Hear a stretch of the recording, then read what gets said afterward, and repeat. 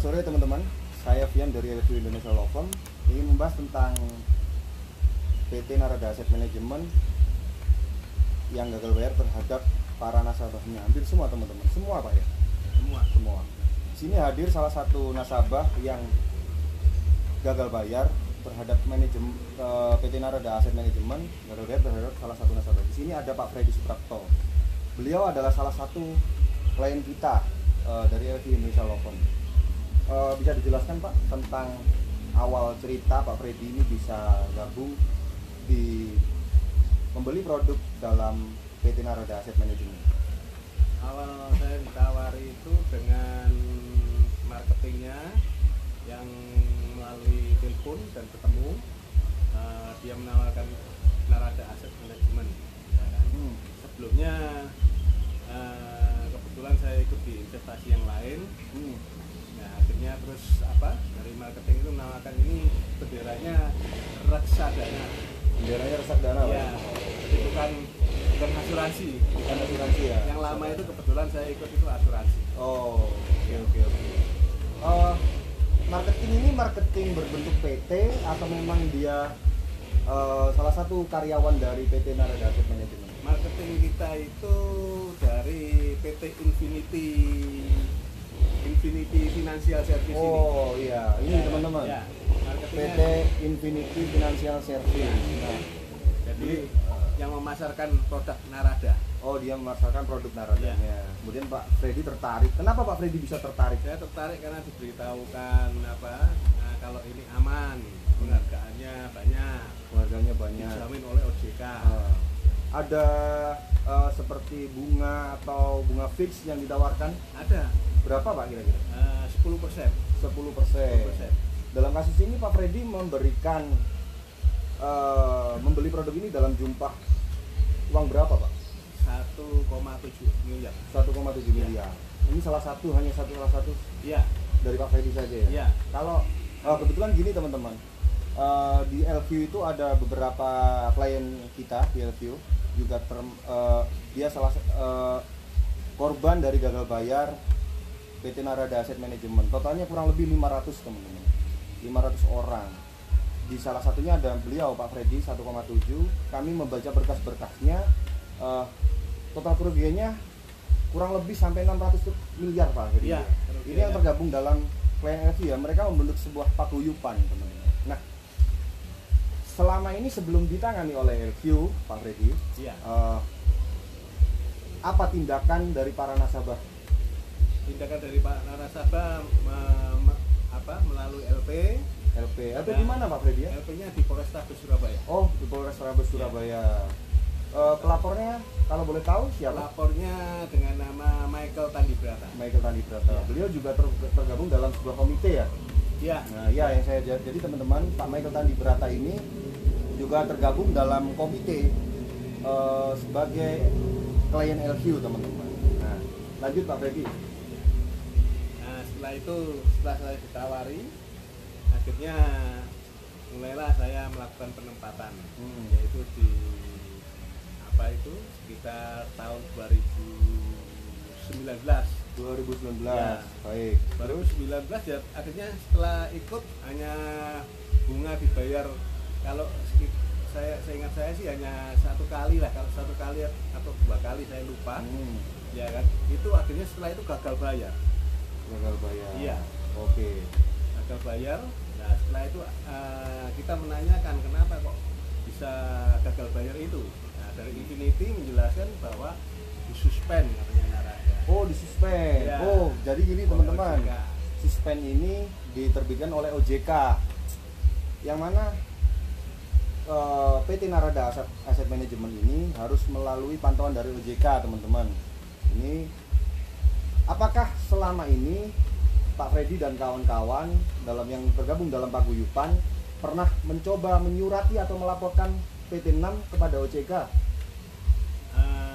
Kita hanya bersurat. Iya, bersurat. Suratnya isinya apa Pak Freddy kalau saya boleh Isinya tahu? kita meminta kepada OJK untuk bisa memediasi atau memberikan jalan keluar terhadap masalah anggota ini terhadap Narada. Oh, baik. Karena putus kontak saat itu. Oke. Lama sekali putus kontak. Lama sekali tuh Iya. di kisaran berapa? Mulai suspend akhirnya berapa bulan itu baru ketemunya di LP. Ketemunya di LP. Iya. Waktu jadi setelah melaporkan ke OJK, menyurati kepada OJK, tidak ada tindakan sama sekali dari OJK maupun PT6. Iya.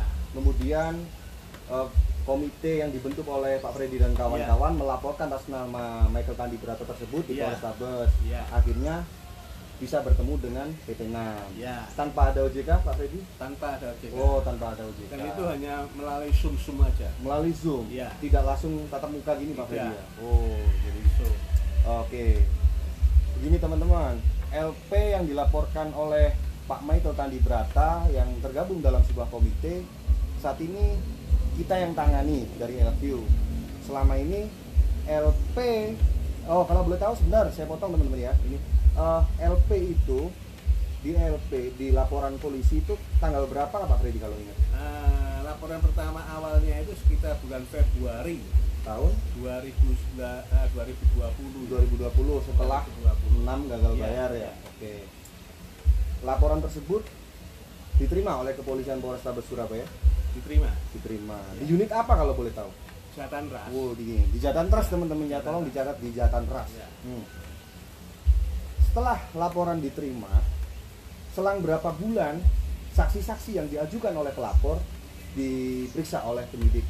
Selama ini tidak pernah ada saksi-saksi pelapor. Tidak pernah. Michael Tandi Brata itu aja. Hanya Michael Tandi Brata. Terus sama kalau nggak salah ya mungkin namanya Pak Johannes dari Infinity ini. Yang tergabung mengawal di kita. Beliau kita, beliau adalah direktur dari Infinity ya. Infinity. Oh iya. Namanya Pak Johannes. Sugiarto. Oke teman-teman. 2019. Kemudian yang saya tahu ini Pak Freddy ya. Saya menerima kuasa dari kami, maksudnya LQ menerima kuasa dari komite Narada, maksud saya komite nasabah Narada yang gagal bayar itu di tahun 2020 teman-teman. Benar Pak Freddy ya? 2021, sorry 2021 sekitar April. Itu berarti mulai dari 2019 Februari ya. Laporan sampai dengan kuasa yang kami terima itu tidak ada tindakan sama sekali. Tidak ada. Pernah mendapatkan SP2HP? Kita hanya pernah diberi SP2HP itu satu kali saja. Satu kali. Satu kali.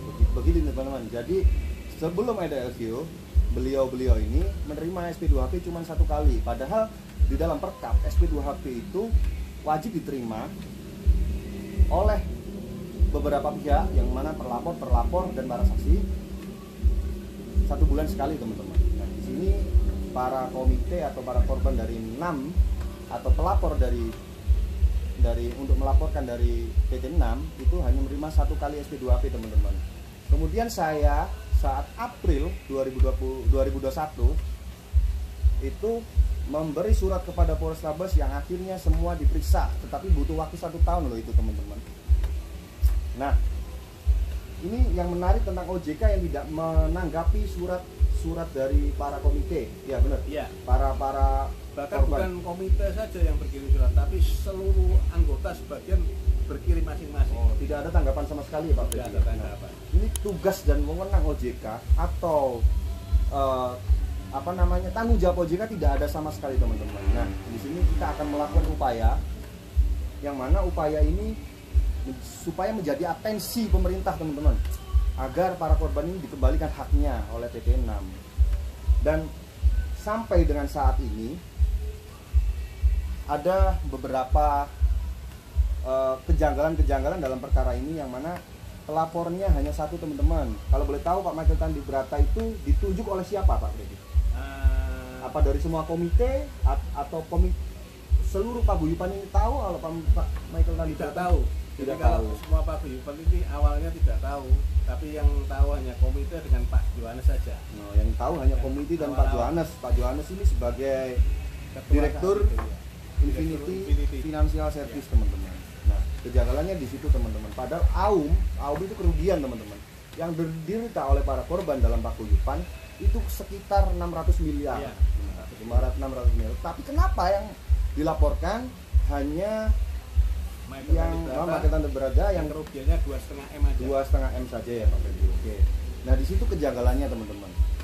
Nah yang dilaporkan ini adalah saudara direktur utama yang namanya siapa Pak? Saya sedikit dulu. Dondi. Otavia Dondi teman-teman. Ya. Nah, pada saat setelah LP beliau meninggal. Setelah meninggal dia memberikan sebelum meninggal, bukan setelah meninggal teman-teman, sebelum meninggal dia memberikan berkas, kami sudah memilikinya teman-teman, memberikan berkas kepada saudara Made Adi MAW, bener? Ya, Made Adi siapa? Made Adi Wibawa. Dia adalah komisaris utama di dalam PT Narada Asset Management. Dia saat ini sebagai saksi terlapor teman-teman. Nah sebelum kita tangani itu tidak ada pemeriksaan sama sekali terhadap MAW, terhadap lain-lain, terhadap istrinya, terhadap Bayu Prakoso, terhadap banyak sekali teman-teman yang berkoalisi dalam perkara ini. Setelah kita tangani, mereka semua diperiksa. Tapi ketemu kejanggalan lagi yang mana penyidik Polrestabes Surabaya menjelaskan kepada kita bahwa beliau ini akan memeriksa OJK sebagai orang yang bisa memberikan keterangan terhadap PT Narada Asset Management terkait gagal bayar. Nah, beliau menjelaskan itu kepada saya sebagai kuasa hukum, perwakilan kuasa hukum dari LP Indonesia Law Firm, akan dilaksanakan pada bulan Oktober kalau nggak salah ya November 2022. Tapi sampai detik ini hal itu belum dilakukan teman-teman. Nah itu kejanggalan dari perkara ini teman-teman. Sampai saat ini saya sudah bersurat untuk SP2HP yang terbaru, tetapi belum dapat balasan dari Polrestabes Surabaya teman-teman. Nah kita kembali lagi ke OJK teman-teman. Nah wewenang OJK ini tidak dilakukan sama sekali terhadap para korban teman-teman atau nasabah dari PT Narada Asset Management. Mereka ini tidak mendapatkan sepeser pun, bahkan dari bunga fix saja tidak dapat teman-teman. Nah dari total kerugian sebanyak itu, saya rasa OJK ini hanya memberikan sebuah atensi yang mana atensi hanya sebuah suspend, bener? Ya. Tidak ada klarifikasi atau keterangan terhadap itu. Disuspend terjadi karena pihak 6 katanya memiliki hutang yang kepada sekuritas tidak bisa bayar. Oh begitu ya teman-teman. Kira-kira kalau nggak salah jumlahnya 188 miliar. 188 miliar. Ini sangat kejahatannya sangat luar biasa loh teman-teman. Jadi kembali lagi ke OJK, saya minta kepada OJK dengan tegas dalam video ini agar minimal memberikan keterangan kepada para nasabah yang tergabung dalam komite atau maksimal ke semuanya dalam nasabah-nasabah PT Narada Asset Management melalui konferensi pers atau melalui surat yang mana harus disurati kepada semua para nasabah agar mereka terang benderang dalam perkara ini. Saat ini kita mengejar tentang tindak pidana yang dilakukan oleh Narada Asset Management, tapi kita ketemu yang namanya sebuah deadlock yang diawali dengan kesalahan-kesalahan di awal yang laporannya hanya satu orang, yaitu tadi Pak Michael Tandil Berada, tanpa melibatkan beberapa pihak. Nah, terus deliknya adalah delik aduan, yang mana pasal dalam delik tersebut disertakan pasal 378 dan 372 tanpa melibatkan atau tanpa menjuntukan atau tanpa mengaitkan pasal TPPU teman-teman. Padahal di sini sangat jelas dan banyak contoh-contohnya seperti perusahaan penghimpun dana masyarakat dipakai untuk keperluan pribadi atau dipakai untuk berfoya-foya. Banyak sekali contohnya Pak Freddy ya. Yeah. Pak Freddy ini juga salah satu korban dari KSPSB, yeah, bener. Kooperasi Sejahtera Bersama. Tapi itu nanti dibahas dalam video lain untuk Kooperasi Sejahtera Bersama. Kita membahas tentang PT Narada Asset Management yang saat ini mandek kurang lebihnya 4 tahun Pak Freddy ya. 3 atau 4 tahun lebih. 3 tahun lebih lah. Di sini sangat jengah teman-teman, para korban di sini sangat jengah sekali. Saya sendiri sebagai kuasa hukum tetap berupaya untuk mengajukan salah satu atau beberapa korban yang nantinya untuk dimintai keterangan oleh penyidik Polrestabes Surabaya. Bagaimana kelanjutannya kita kembalikan kepada wewenang penyidik, tetapi harus transparan. Ya. Bener ya Pak ya? Ya. Nah, kalian melibatkan banyak orang. Orang ini korban. Nah, uang tersebut diinvestasikan untuk kepentingan keluarga para korban, tetapi tidak dibayarkan oleh Narada Asset Management. Nah, setelah dari OJK, jadi OJK pernah sih memberikan surat tanggapan, tapi surat tanggapan tersebut sangat tidak gimana ya, tidak ada atensi atau tidak ada diskresi sama sekali teman-teman. Dia menjelaskan tentang Tidak memberikan jalan keluar kepada korban-korban. iya, tidak memberikan jalan keluar, hanya memberikan tentang keterangan bahwa korban ini disuruh tanya sendiri Iya. ke PT 6. Bener ya Bang Redi ya? Padahal 6 sudah tidak bisa kita Padahal hubungi. PT 6 ini sudah tidak bisa tahu di dihubungi. mana, bahkan kantornya pindah. Iya. Lah, di sini OJK fungsinya apa? Di sini loh yang perlu dipertanyakan. OJK ini fungsinya apa? Nah, saya harap OJK dalam video ini menanggapilah dengan baik tentang video saat ini yang kami buat sebagai kuasa hukum dan korban. Saya minta kembali lagi kepada OJK, saya pribadi yang meminta untuk menjelaskan fungsi dan wewenang OJK, menjelaskan fungsi apa maksudnya, keterangan-keterangan terkait PT 6 dan nasabahnya, bagaimana ini pembayarannya, atau memberikan sebuah atensi kepada PT 6 ini agar PT 6 ini bertanggung jawab secara secara leluasa sih, lebih baik, lebih bertanggung jawab Ya. dengan apa yang diperbuat. Ya. Terus terang di OJK ini, ya saya kembalikan lagi, di OJK ini diskresinya sangat tidak ada sekali Pak Freddy ya. Ya. Pak Freddy kecewa nggak sama itu? Sangat-sangat kecewa dengan OJK. Iya, sangat kecewa ini teman-teman. Dengar nih OJK ya, salah satu nasabah dari PT 6 yang percaya dengan Bukan saya aja yang kecewa, semua orang. Oh, semua orang ya. Iya. Oke. Yang korban-korban lainnya yang bersama saya kecewa itu. Oke. OJK. Karena sampai saat ini sudah sudah 3 tahun lebih tidak memberikan solusi yang terbaik. Oke. Untuk OJK saya tunggu klarifikasinya dan silahkan melakukan kewenangannya untuk memberikan atensi kepada perkara ini agar kerugian korban ini dikembalikan. Nah, kita bicara tentang laporan di Polrestabes Surabaya. Ini sangat menarik. Saya sendiri yang sering berhadapan dengan penyidik, mereka kalau ketemu saya terus terang sifatnya sangat baik Pak Freddy.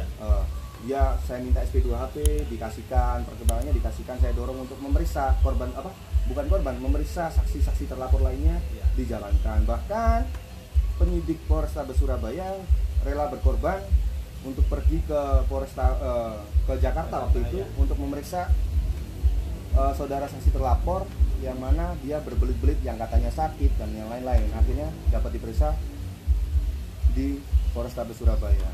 Nah, tapi setelah saat itu beliau menyampaikan akan memeriksa OJK sebagai lembaga berwenang. Tapi sampai saat ini belum diperiksa, hanya janji-janji teman-teman.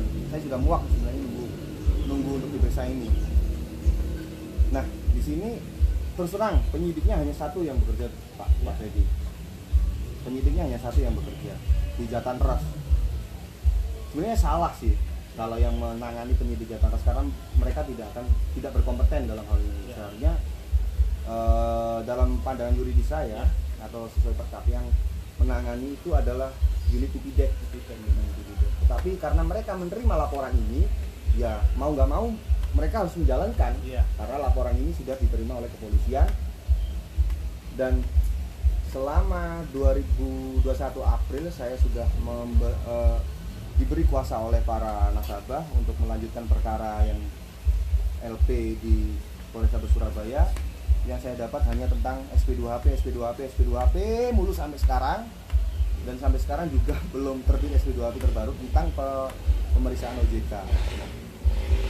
Apakah menurut Pak Freddy sebagai orang awam, pekerjaan penyidik ini bertele-tele atau tidak berkompeten atau bagaimana Pak Freddy? Kalau saya bilang sangat lambat dan bertele-tele. Kayak lama dan Ya, bertele-tele. karena kalau penyidik seakan akan untuk melakukan pemeriksaan ke OJK kan harusnya nggak sampai butuh waktu sampai berapa lama, berapa bulan kan. Ya, bahkan ini apa istilahnya kita menunggu untuk pemeriksaan OJK sampai tahun berganti ini Iya. belum dilakukan Sampai sama dengan sekali. mau Lebaran, ini sudah Ya. Ramadan. Ya, ya kan. Belum dilakukan sama sekali. Kita berharap dari penyidik akan segera melakukan Iya. segera pemeriksaan OJK Iya, ini. benar. Oke. Saya juga harus mendorong kepada penyidik Polrestabes Surabaya untuk segera memeriksa OJK terkait tentang kewenangannya dan menjelaskan tentang keuangan sebagai lembaga pengawas keuangan. Nah, apabila hal ini tidak dilakukan atau tetap bertele-tele, kami akan melakukan upaya hukum, teman-teman. Dari LP Indonesia Law Firm terus terang akan melakukan upaya hukum baik secara gugatan pra peradilan ataupun melaporkan ke Propam. Ini akan saya laksanakan, teman-teman, apabila tetap bertele-tele, khususnya yang akan melakukan LP Indonesia Law Firm. Tapi kami sangat berharap bahwa penyidik ini benar-benar terang benderang presisi seperti yang dikatakan oleh Pak Kapolri, harus sesuai dengan tugasnya dan wewenangnya, harus benar-benar membela keadilan yang dengan benar. Benar Pak Freddy? Iya, betul. Harapan kami, karena korbannya di sini sangat tidak sedikit, Iya, sangat banyak. Bukan hanya dari ini, sebenarnya bukan hanya dari Narada saja, Iya. banyak sekali investasi-investasi ataupun perusahaan yang menghimpun dana masyarakat melakukan sebuah kejahatan seperti yang dijelaskan oleh Pak Afilin tentang skema Ponzi. Benar ya Pak? Ya. Nah, skema Ponzi ini terus terang kejahatan yang mungkin awam untuk orang-orang tidak mengerti tentang kriminalitas, ilmu kriminologi. Tetapi kami para pengacara tentunya sudah bisa menilai bahwa itu adalah kegiatan kriminal yang mana menghimpun dana masyarakat seluas-luasnya. Akhirnya pada waktu saat mereka sudah mengumpulkan banyak uang, dia tidak akan membayarkan apa yang dijanjikan kepada para nasabahnya tersebut. Nah, untuk pesan-pesan Pak Freddy sendiri kepada OJK dan NAM khususnya, Ya. dan kepada Polrestabes gimana Pak Freddy? Coba bisa dijelaskan di sini. Saya mulai dari OJK dulu ya. Baik, dari OJK. OJK, saya dan semua anggota berharap OJK itu bisa membantu, ya kan, paling nggak membantu menyelesaikan masalah kita dengan NAM, ya kan, saling membuka semuanya. Baik. Karena kalau saya lihat kuncinya itu ada di OJK yang memberikan izin, penghargaan, ya kan. Saya berharap ya cuma itu Pak Bian. Jadi OJK ini bisa membantu lah, baik proses dalam hukumnya maupun dalam ke arah NAM-nya sendiri. Baik. Ya kan, kalau untuk PT NAM sendiri, tolong jalin komunikasi yang baik dengan kita semua anggota. Jangan sekarang ini menghilang, Iya. tidak tahu di mana. Menghilang. Ya, jangan. Jadi kita semua kesulitan kalau menanyakan kabar apapun tentang PT NAM saat ini tidak bisa kita tahu. Deadlock Pak. Iya, tidak bisa kita tahu. Itu sih.